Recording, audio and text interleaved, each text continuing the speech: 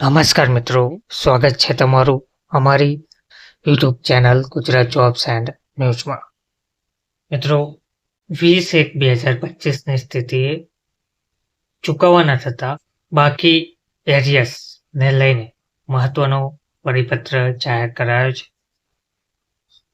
ઉપરોક્ત વિષય અન્યવે જણાવવામાં આવી રહ્યું છે કે બિન સરકારી અનુદાનિત માધ્યમિક અને ઉચ્ચતર માધ્યમિક શાળાઓના શૈક્ષણિક અને બિન શૈક્ષણિક કર્મચારીઓને તારીખ 20/1/2025ની સ્થિતિએ ચૂકવવાના બાકી એરિયર્સ બિલો, રજા રોકડ રૂપાંતર, પગાર એરિયર્સ, મોંઘવારી તફાવત, મેડિકલ બિલો, એલટીસી બિલો, 7મા પગાર પંચ એરિયર્સના બિલો તારીખ 15/1/2025 સાંજે 5 કલાક સુધીમાં અત્રેની કચેરીની પગાર શાખામાં અચૂક રૂબરૂ રજૂ કરવાના રહેશે.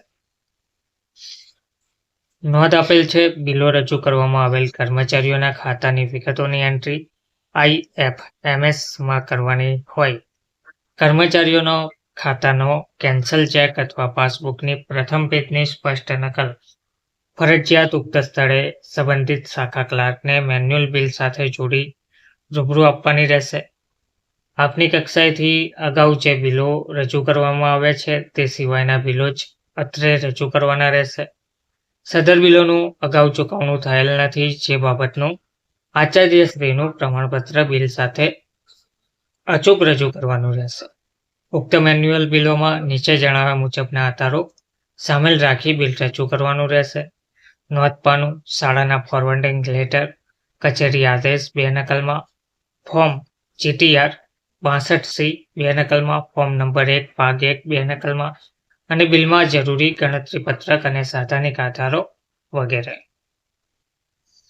તો ટૂંકમાં બિન સરકારી અનુદાનિત માધ્યમિક અને ઉચ્ચતર માધ્યમિક શાળાઓના શૈક્ષણિક અને બિન શૈક્ષણિક કર્મચારીઓને 20/1/2025ની સ્થિતિએ ચૂકવવાના થતા બાકી એરિયર્સ બિલો, રજા રોકડ રૂપાંતર, પગાર એરિયર્સ, મોંઘવારી તફાવત, મેડિકલ બિલો, એલટીસી બિલો, 7મા પગાર પંચ એરિયર્સના બિલો વગેરે 15/1/2025 સાંજે 5 વાગ્યા સુધીમાં કચેરીની પગાર શાખામાં અચૂક રૂબરૂ રજૂ કરવા માટે આ પરિપત્ર જાહેર કરવામાં આવ્યો છે. ધન્યવાદ.